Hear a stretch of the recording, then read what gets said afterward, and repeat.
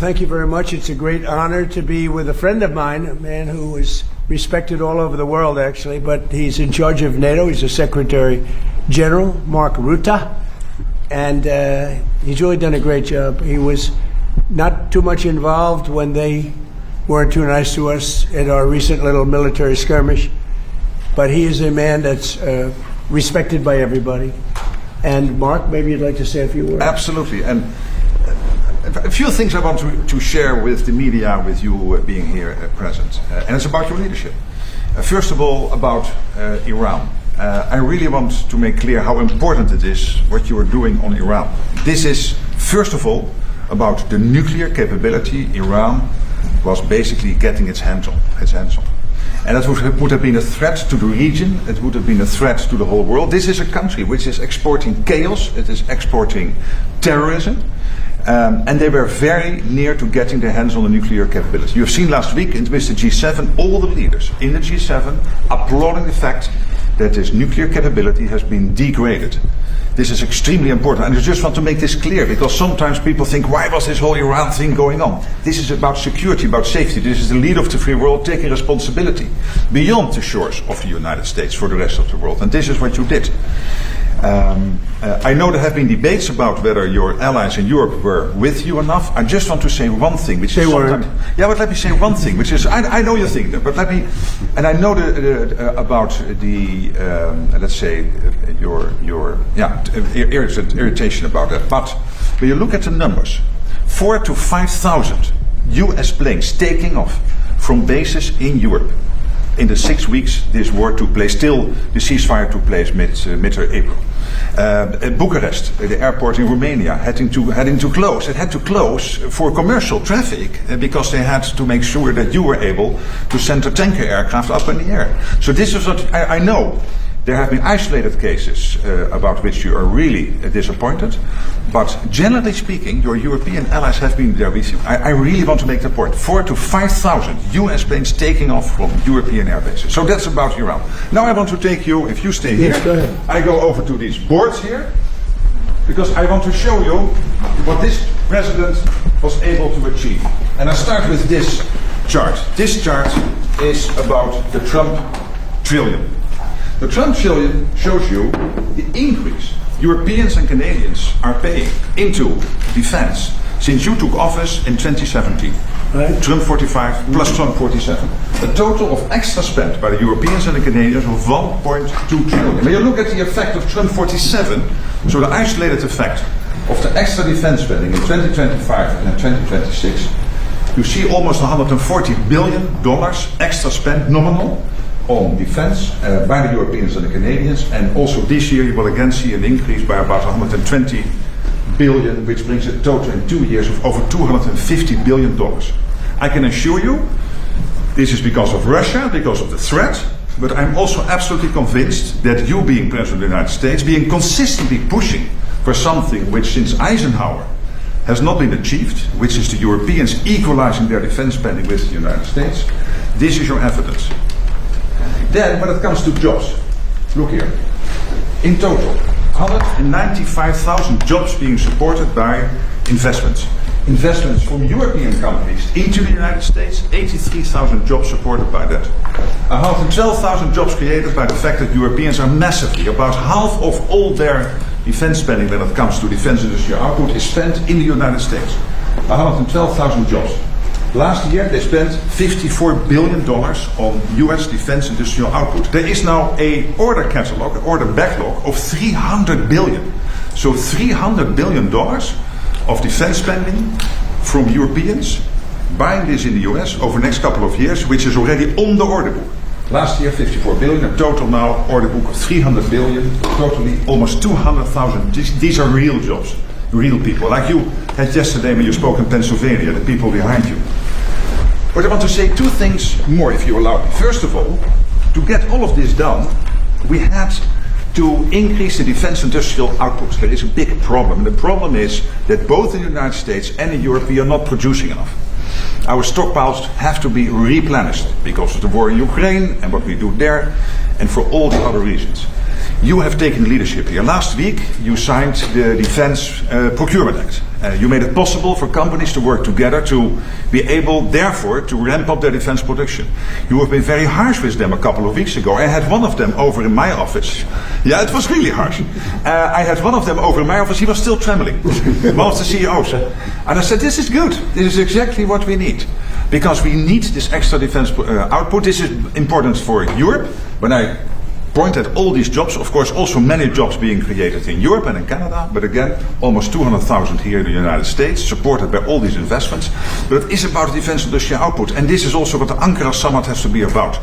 The whole first day will be about defense industrial production, because we can spend as much as we want, but we need the interceptors, the missiles, we need the tanks, we need the artificial intelligence, etc., etc. And this is what you are doing that in the US, but also therefore putting all that pressure on the defense industrial base. And finally, you had the G7 last week. I think that was a big success. What you've seen there is that, yes, you are President of the United States, but I want to make this point. For me, you are first of all the leader of the free world. In 2 weeks in Ankara, you will have not 7 countries, you will have 42 countries, the 32 allies, US and the other 31, but also 9 or 10 other countries from the Middle East, from the Indo-Pacific. And they want to hear your lead.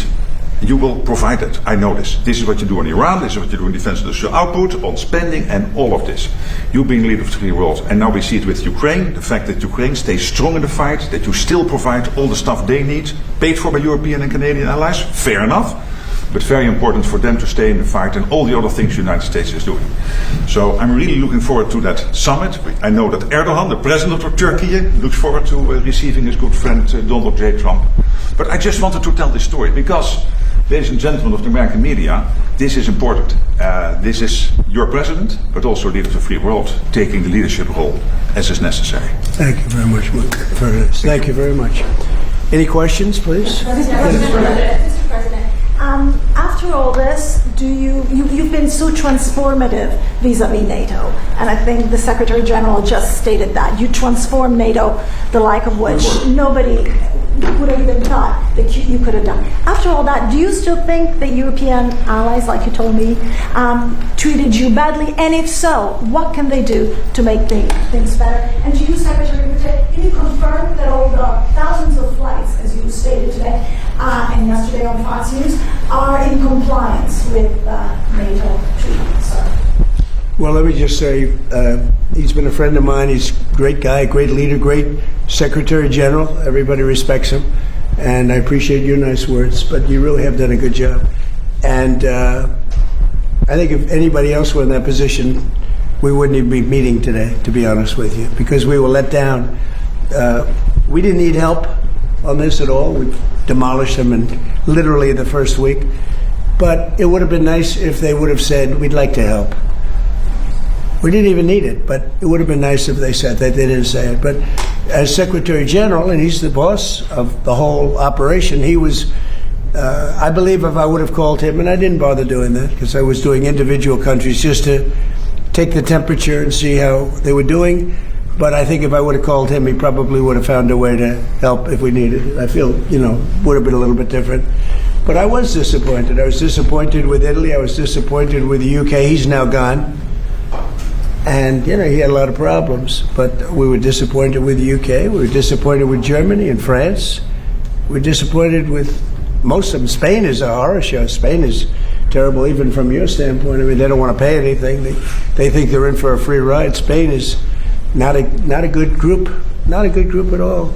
But I have great respect for this man, and so we're going to be discussing what took place, and we'll see what happened. Thank you. Can I answer to your second question? Because I don't have many disagreements with the President of the United States. Here I have slightly, because I do agree there is reason for disappointment, absolutely. But my argument is this. These are isolated cases. When you look at the overall, take for example Germany. From day one, they delivered on their these are bilateral commitments, a bit of the techniques of this, but the technology, but these are bilateral commitments these countries are having with the United States. So this is not, strictly speaking, NATO, but bilateral commitments. They all did what they promised to do. And this led to between 4,000 and 5,000 US planes taking off from Europe. I would argue it would have been very difficult to do Iran without having Europe as a power projection platform for the United States. But again, he's right. There is also reason for disappointment. It is a mixed bag. Well, the big question is, are they paying the 5%? They agreed 6 months ago when we were together to pay 5%. And for the most part, they're not paying. Well, when you look at the numbers, take for example Germany. So we agreed they get a couple of years to get there because you cannot spend it in 1 year because you have an absorption problem. But Germany, for example, Germany is doubling its defense spending between 2021 and 2029. They will spend over 150 billion by 2029, which is staggering, more than the French and the Brits combined even. Take the Dutch, and Poland and the Baltics already there. Countries like Denmark really stepping up. So and the Nordics. So it's a bit of a mixed bag, but most of them are doing it, and the alliance is so much stronger because of this man. Are the sorties in compliance? Please, yellow dress. Thank you, Beth Turner from GB News. You mentioned that our Prime Minister has got one foot out the door. The new guy's coming in, Andy Burnham. What do you know about him, Mr. President? And what does he need to do to improve the relationship between our two countries? The new incoming Prime Minister, Andy Burnham. I don't know anything. I see that he was, I guess, the mayor of a town. I hear he's extremely liberal. Extremely. So that means he probably won't open up the North Sea. You know, I gave Keir Starmer some pretty good advice. I said, open up the North Sea. Go to Aberdeen, which was the hottest city in the whole continent. It was the oil city. It was the oil of Europe, and they closed everything. It was terrible. I saw it before my eyes, and I couldn't believe it. The North Sea is loaded. I have had every oil company come to see me. Sir, could you give us access to the UK? We would do anything to drill in the North Sea, and they haven't even found what's there. The amazing thing is they buy their oil from Norway, which gets the oil from the North Sea. Think of it. And they pay a big premium. Norway's got now $2 trillion in the bank, and UK is dying. So they should open up the North Sea. It's an easy one. And a lot of good things are going to happen. It's among the greatest fields in the world. Peter? President Trump, great night for Democratic Socialist candidates last night. In the New York primaries, they swept and knocked out 2 incumbents. You're from New York. Why do you think it is that now the endorsement of Zohran Mamdani means more than the endorsement of Hakeem Jeffries? Well, they're going radical left. They're going really, you talk about the Democrat socialists. It's really communist. These people. I watched that woman last night. That's not a socialist. I know socialists. That woman is a communist. And you know what they don't say is that I was 16-0 last night, but mine were a little more boring, a little more mainstream. They were Republican conservatives, but we were 16-0. And if you look over the last 2.5 years, we're about 347 and just about 0. That's pretty good, but nobody writes that. But he picked 3. They won. They beat a guy named Dan Goldman, who's a loser. He was one of my prosecutors, one of my many prosecutors that they used on me.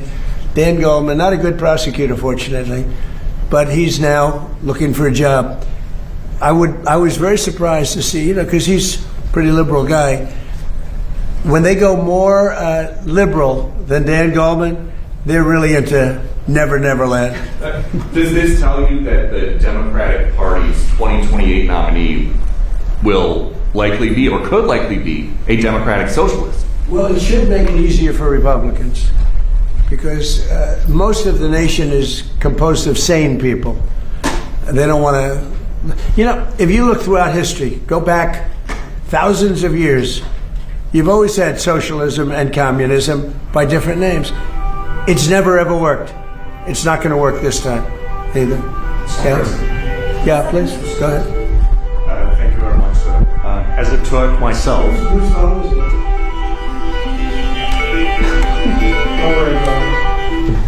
Installing you. As a Turk myself, I can tell you with great confidence that your presence in Ankara is eagerly anticipated. What's your message to your great friend Erdogan and the Turkish people? Because you're going to be there in less than 2 weeks. From Turkey? Yeah, I'm a Turk myself. Well, And I like him. He's a friend of mine, and he stayed out of the war. You know, he was a prime candidate to go into the war with Iran, maybe on the Iran side, because he's not a big fan of Israel, as you know. And I asked him to stay out. He stayed out. And you know who else was great? Was President Xi of China. He could have come in. He gets half of his oil from that area. You know, I could see him wanting to, and I asked him to please stay out, and he did. We did a good job, but he stayed out. Erdogan's a great leader, very strong person, great military, and I asked him to stay out, and he did, and so did President Xi, and frankly, so did Putin, if you really look. But you could say that Vladimir has some other things to focus on. But they all stayed out. I mean, it was pretty amazing. People were surprised. And I think that Erdogan he loves Turkey, right? He's doing a great job. He loves Turkey. I love the U.S., but he loves Turkey, and he's doing a great job. He's a respected man, a respected leader, and he's been a friend of mine. Now, I shouldn't say that, because guys like Peter will say, oh, he likes Erdogan. He likes Erdogan. No, Peter won't. Peter doesn't get some of the others, let's say. But Erdogan is a strong man, but he's been everything I've ever asked him for, he's done. Mr. President, Mr. Secretary General clearly pointed out that allies want to do defense business with you, and Turkey is definitely one of them. They want the F-110 jet engines, and they want the F-35 fighter jets. Are you going to Turkey with a big gift bag for Erdogan? Yeah, I think so. Look, he's a member of NATO. Some people don't consider himself, but he really is. He's a strong member of NATO. Yeah, I'm going to probably do something that's going to make him very happy. And Turkey has Tell him hello, huge, right? Tell him hello. He's a good man. And Turkey has a huge defense industrial base. 3,000 companies working all over the alliance, also here in the United States. So strong. People don't know how big Turkey is in terms of the military. It's a very strong. They have a lot of our equipment. A very strong military because of him. Yeah, please. Your expectations, sir, about this meeting in Ankara? What do you think?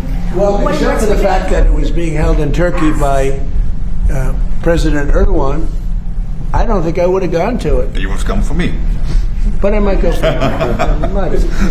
You're right. I mean, I wouldn't have gone for, what we went through over the last 2 months with, the various countries. But you're probably right. I would have gone for you. But I would have not gone for most people. But he called me up. He said, please, I have it in Turkey. You got to be there. The United States has to be there. And so I'm going out of respect to President Erdogan. Mr. President. What do you want the allies to do more than what they are doing right now? Do you Just have be loyal. an ask? I just want their loyalty. We don't need their money. We don't need anything. We have the most powerful military in the world by far. But I just want loyalty. We're so loyal to them. We're always fighting for them. We have thousands of troops all over Europe. In Germany, we have 50,000 troops. And then you want give us a little nudge, give us a little kiss. We don't want much. And they say, no, we can't do it. We're paying hundreds of millions of dollars for the troops that we have in Germany, the troops that we have in UK, the troops that we have all over Europe. I will say Poland was very good. I endorsed him, and he won. By the way, many people that I endorsed outside of the United States won. You know that, right? Do you know we had a big win yesterday with Colombia, a favorite place of Marco. Marco loves Colombia, but no, I endorsed a man who was, the end, and he won. But the same thing in Poland. He was number 10. I endorsed him. I didn't like the man that was the president at all, and I endorsed him. He was a fighter, a big fighter, a good fighter, and I endorsed him. He came from 10th place and he won, and they say it was the biggest upset in Europe in 50 years for a major election. And you know what? He's going to be a great president of Poland. Mr. President, but we have many people, South America, but we just the other day we endorsed somebody that El Tigre. They call him El Tigre because he's tough. He's another fighter. I like fighters again. Mr. President, you like but he winners. won. Mr. And it's President, good. you like winners. Do you think President Zelensky is winning right now? You famously. Well, he's doing pretty well. Look, no matter how you look at it, he's doing pretty well. He's holding his own, at least. A lot of people dying on both sides, but I think he's doing pretty well. You got to hand it to him. Can I ask you? Look, you have to say he's courageous. He's got great equipment, but he's got great men. He's got fighters. And can I ask you one other question? Yeah. Have you seen the report into the Minab school attack, sir? Can you tell us? I have not seen it, no. Why not? At some point, well, I have to wait for it to be complete. I don't know that they're ever going to solve that problem. I mean, you could ask Pete, but I don't know that they're going to say it was one of our missiles. Pete, I don't know that they're ever going to solve that problem in terms of whose fault was it, because there were missiles flying all over the place. So you won't accept And it's that? horrible what happened, but there were missiles flying all over the place. And somebody said it was our missile.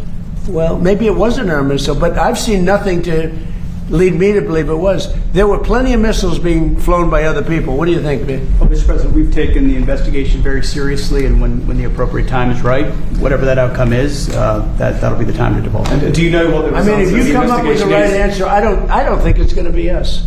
I don't think it was us. There were a lot of missiles being fired at that time. Yeah, please. Mr. President, you just had a colourful lunch on the Senate, in the Senate. Would you be open to a compromise measure that had provisions of the SAVE Act into a reconciliation bill? Not really. No, the SAVE Act should be. It's not compromise. It's voter ID. It's proof of citizenship, and it's also the mail-in ballots. We want mail-in ballots for the military if they're away. We want them for people that are ill or people that are in some form handicapped or have a hard time, or people even that are on vacation. I'm open to that. But mail-in ballots, you have to vote, because we have a lot of rigged elections. And would you veto the housing bill? And then we added in men in women's sports is a no-no. No men in women's sports, and no transgender mutilization of our children. These are 99% issues, and we have to do it. We have to protect. Look at what's gone on in Los Angeles and California. The vote still hasn't been counted. What's it, 2 weeks now? It still hasn't been counted. And I don't know Spencer Pratt, but I watched him, and he was doing really nicely. All of a sudden, he's out. And I said he was going to be out because he was doing well. And then a week later, they started saying, oh, he's starting to lose favor. He's starting to lose. I said, they just rigged the election. And they were going to do that with Steve Hilton. He's a good man.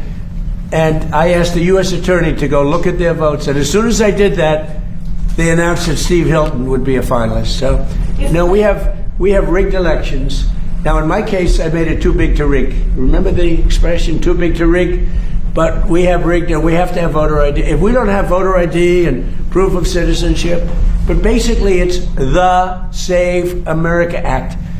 Everybody wants it. Everybody is it, including Democrats. 87% of Democrats want it. Not the leaders, because they want to cheat. Their policy is so bad, they're unelectable. Would you veto the housing bill if it came to your desk, sir? Would you veto it? About what? If the housing bill that you didn't sign today, if it came No, to your I desk... said I'm not signing the housing bill. I want to see what happens with Save. Look, the housing bill is housing. I made billions of dollars with housing. I know housing better than anybody, maybe anywhere. It's all about the interest rate. Lower the interest rates, you can have all the housing you want. But you have to understand, I don't want to hurt people that own houses too. These people, for the first time in their lives, they have valuable houses. They become rich. I don't want to hurt them either. Sir, What you want to do is what good for everyone? Get the interest rates down. We have this numbskull that was the head of the Fed before, and he's a stupid person. And we call him too late because he was too late with the interest rates all the time.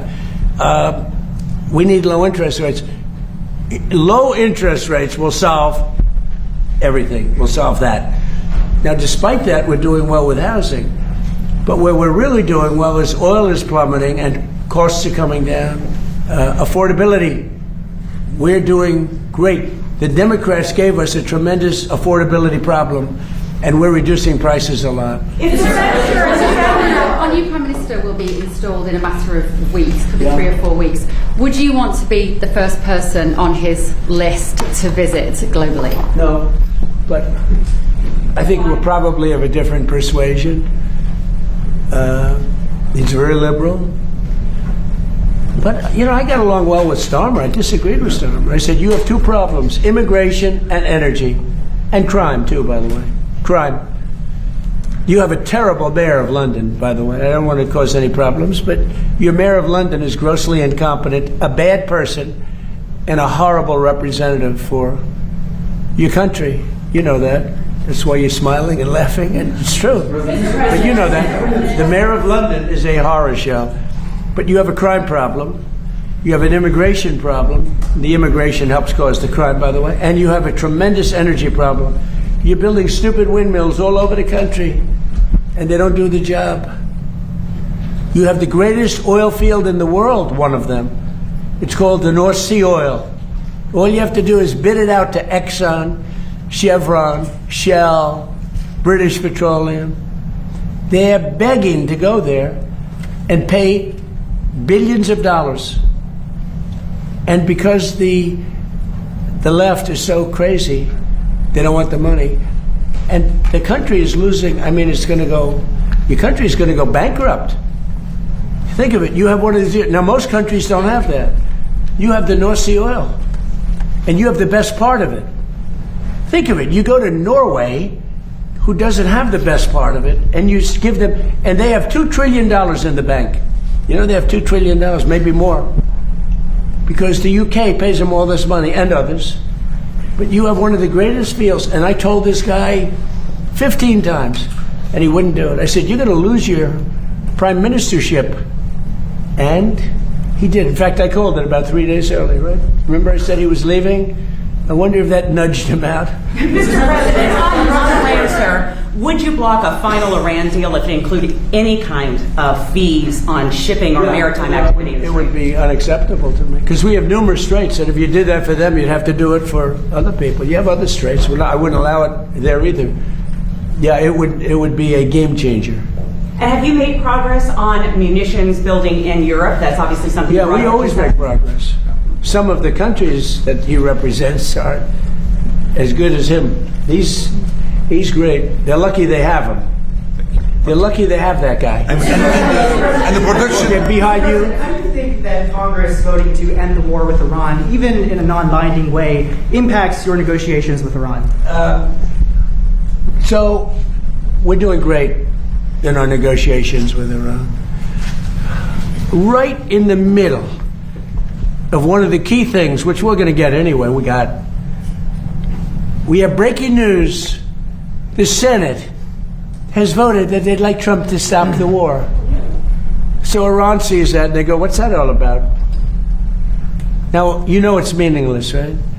But I had lunch with them. We had 4 Republican senators and all Democrats. You know, Democrats, they want to lose the war because they're stupid. That's why we call them Democrats, you know. I no longer use the E. I've changed the E into a U. We call them Democrats. They're dumb. Their policy is so bad. That's why they have to. They are opposed to the Save America Act because they don't want voter ID. They don't want proof of citizenship. You know why? Because they have to cheat. Their policy is so bad that if they don't cheat, they wouldn't win an election. They're phenomenal cheaters, and they stick together. But you know, the people, the Democrat people, are 87% in favor of the Save America Act. Yeah, please. Thank you, Mr. President. Last night, of course, you know, as Peter pointed out, we saw the Mamdani back candidates win in Jeffries and Schumer's backyard. You told me in October that Schumer was gonzo and that Mamdani was the leader of the party. Does the last night's results affirm that assessment? And well, Schumer's lost his way. He's become essentially a Palestinian. I think it's the greatest transformation of a political position I've ever seen. Chuck Schumer, who was a strong supporter of Israel, and he's become 100% Palestinian. In fact, I've asked for a beautiful, beautiful silk outfit to be sent in the Palestinian tradition. I'm going to send it to him as a birthday present. Now, it's the greatest transformation of a political ideology I've ever seen. Chuck Schumer is Jewish, and he was a strong supporter of Israel. Not that strong, because he let the Obama, even though he was opposed to it, he let the JCPOA get through. He could have fought that harder with Barack Hussein Obama. Have you heard of him? So, but Chuck Schumer's a Palestinian now. Sad. And Yeah, do Democrats have a problem on their hands now that, Obama and Mamdani, they're two true leaders. Neither of them can run for president in 28. Well, Mamdani was here, as you know, twice. And he's a very nice guy. He's a charming guy, good-looking guy. We talk, but you can't raise taxes on people where you force them to leave your state or your city, and they're leaving and they're going to Florida. Most of them are going down to Palm Beach and Miami. They're just leaving. And they pay 90% of your taxes. And I keep wondering, how are you going to do this? Every day you read about somebody that's leaving for Florida, mostly Florida, and other places, but they're leaving. You can't put estate taxes on that are so high that when a loving father or mother dies and they leave it to their beautiful child, the child is supposed to pay 50% tax. That's on top of federal tax, right? So basically you're leaving them nothing. What you're doing is you could be liberal, you could be anything. It's common sense. You're forcing people to leave. And these are the people that pay the taxes. They pay 90% of the taxes. And they're leaving New York. And they're leaving California, too. Yeah, please. Yeah, thank you very much, Mr. President. You said yes to the jet engines, but you're a very direct, very straightforward, no-nonsense man, as you've known in Turkey as well. What needs to happen for the F-35 deal to be finalized? What do you need to see? Why don't you answer that question, JD? I want to give you an easy one. Okay, That's an thank you, easy sir. one. He's done a great job over there, by the way. Well, I know that Pete and the entire team are reviewing this right now because there are certain things that we have to certify that have happened in order to comply with American law. The president has asked us to do that. We're running the traps and confirming that's happened. This is really a congressional thing and ensuring that Turkey has complied with American law so they can get the F-35s. And, of course, we'll announce that when we have We're going to work on that this. review. Yeah, we're going to work. Look, hey, he's a man he's a little controversial, but I am too. But I know him. I think he's a very good person. He's helped us a lot. Anytime I've helped, like as an example, I said, I'd love you to stay out of the war with Iran. That's a natural for him, right? He stayed out. I like him. A lot of times when they have a problem with Erdogan, they call me and they say, would you talk to him? They'll call me. They'll say, could you do me a favor and talk to him? You have a question in the back? No, yeah, in the back. I love your questions, but you've asked a lot. Thank you, Mr. President. Thank you, Mr. President. Earlier today, you instructed your Department of Justice to do an investigation for oil companies that you said gas prices were not coming down quick enough, and you are concerned that there is price gouging going on, taking advantage of the crisis. Sir, can you elaborate on that? So it's ExxonMobil, it's Chevron, it's Shell, it's BP, it's a lot of them. The gasoline or the oil prices have come down so much, and we are not seeing anything at the pump by comparison to what it should be. We should be, in my opinion, at $2.25 right now at the pump. And we're higher than that. And we are doing a big investigation on it, yeah. They're not reducing the prices commensurate with what's happening. Look, we are sending out, think of it, 19 million barrels came out yesterday. That is a flood. That's like a gusher. That's an oil gusher. And they should be much lower, the gasoline prices, which really is what people see more than anything else, but for their car. But the gasoline prices should be much lower at the pump. And the oil companies are possibly gouging. I hope they're not, otherwise they're going to be in big trouble. They're going to be in big trouble. We're not going to play games. Mr. President, have you spoken to them, sir? Have you spoken to the oil executive today about this? I told them, don't gouge our people. Mr.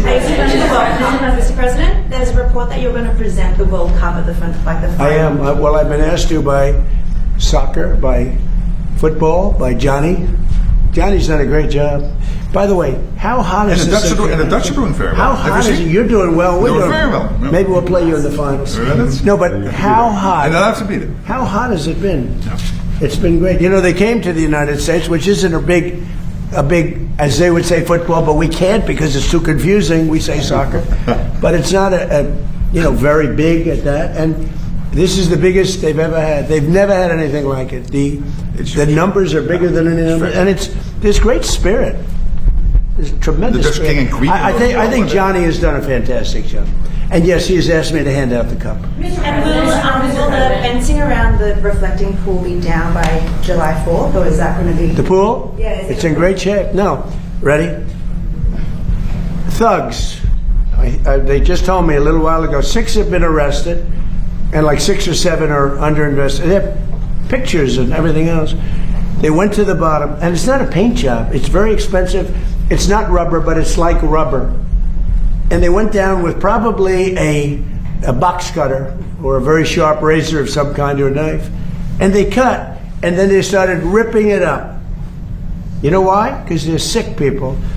And then the side of the pool, right at water level, they took razors and they started cutting this, very expensive stuff. It's incredible stuff. It's beautiful. And it's still beautiful. But we have one area where they cut it. It's still holding. It's not leaking. But they heard it. So in about probably maybe after July 4th or maybe before, I don't know, we'll let a little water out because it's at the edge. They'll cut it, they'll replace it, and it'll be as good as new. But these people should go to jail for a long time. There's a statute that I signed when I had my first term that if you do anything to hurt statues or monuments, fountains in Washington, D.C., or federal fountain. It's actually federal all over the country, but you go to jail for 10 years and there's no shortcuts. In other words, it's not 5 years for good behavior. It's a very tough statute, and so tough that it really hasn't been used very much over the years. But I used it when they had a problem in Washington where they were trying to hurt, the sickos were trying to hurt things, and I announced it. As soon as I announced it, read it, announced it, and I said 10 years for anybody, everybody dropped what they had, including ropes. They had ropes.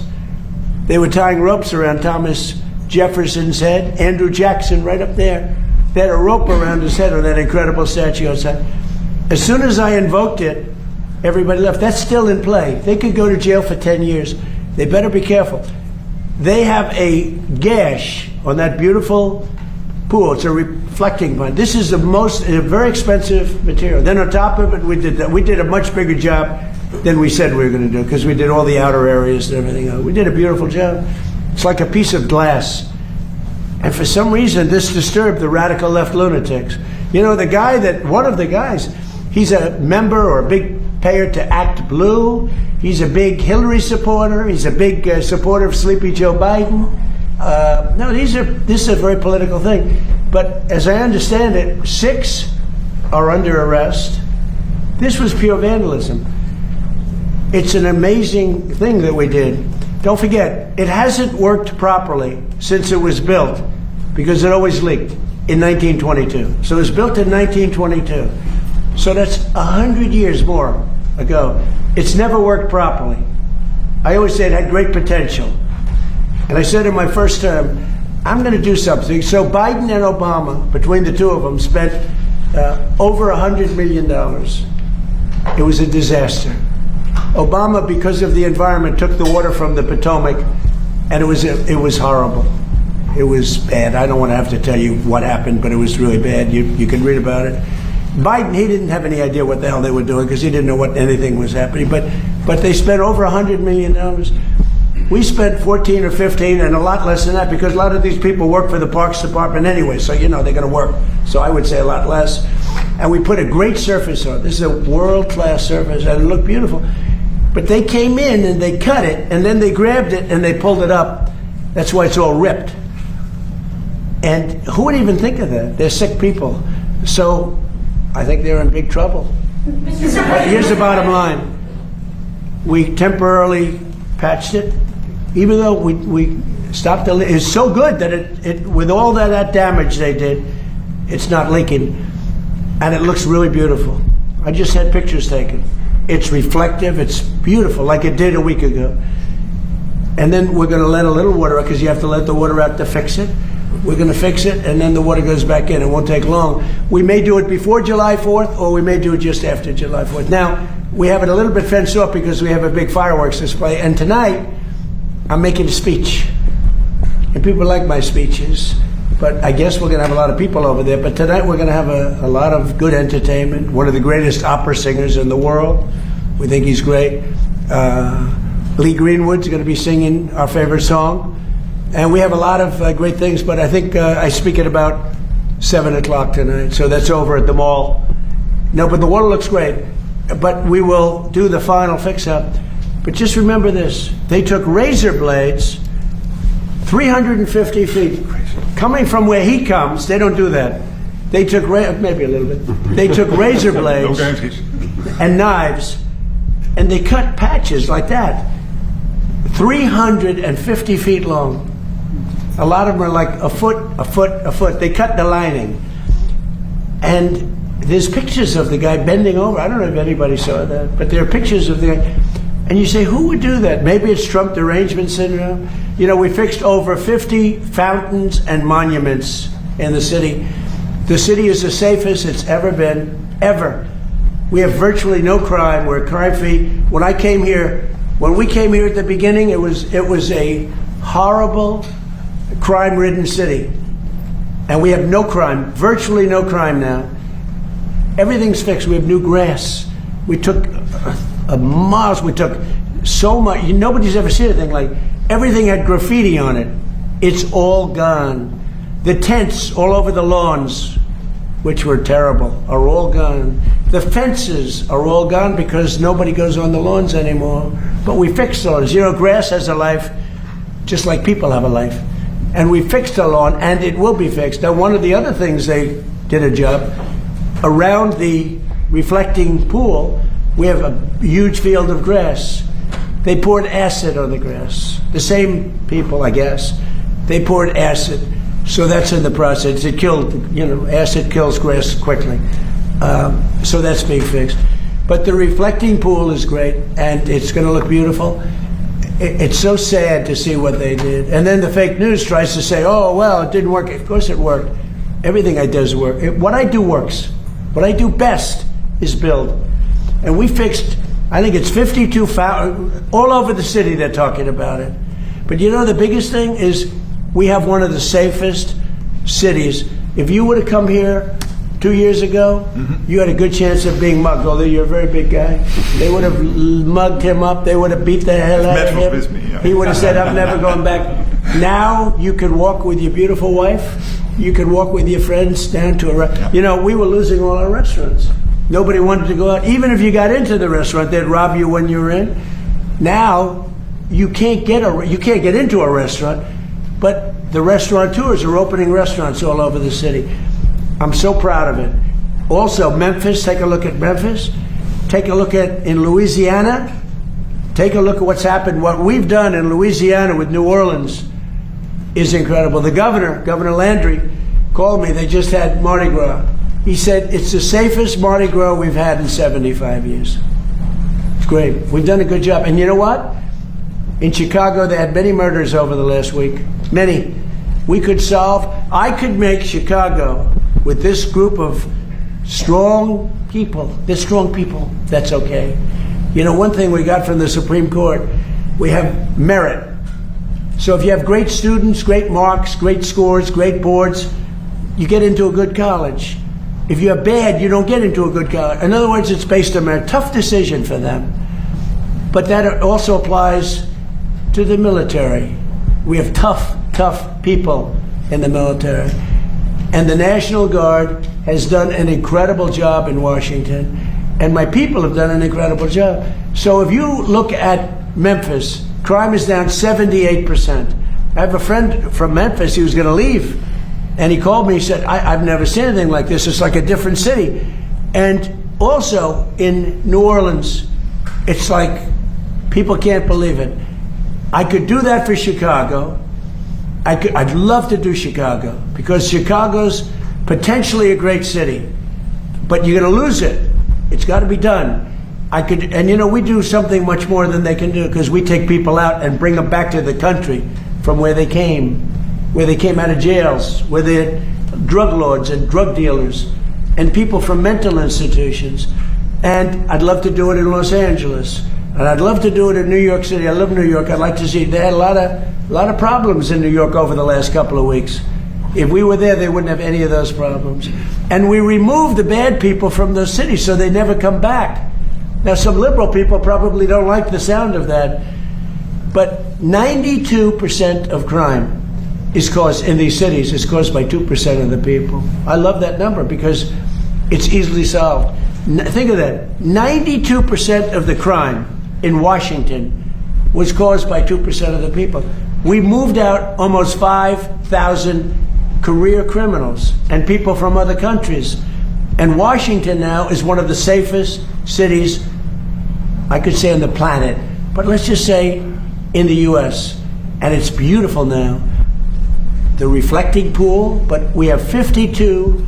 I think it's much more than that. It's going to soon be more than that. You see them opening up, and my team has done an unbelievable job. Doug Burgum has been great, Department of the Interior, and his people, Greg, and all, I mean, these people, they're phenomenal.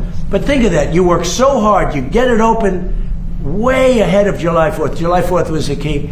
And then somebody's in there with a knife cutting it and ripping the floor out. It's terrible. But the 350-foot gash in the side, it's a terrible thing. Ready? Here, I'm going to end on this. I'm so proud of Washington, D.C.